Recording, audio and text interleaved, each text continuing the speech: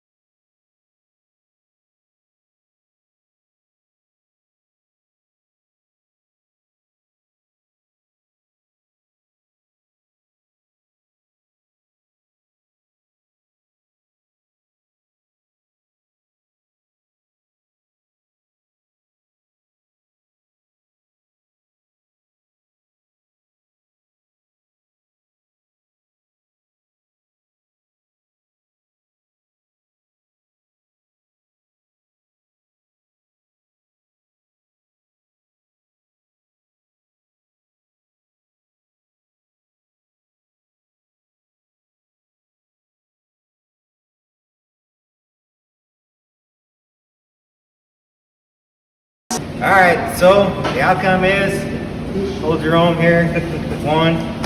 He beat me by half a cap. His time was...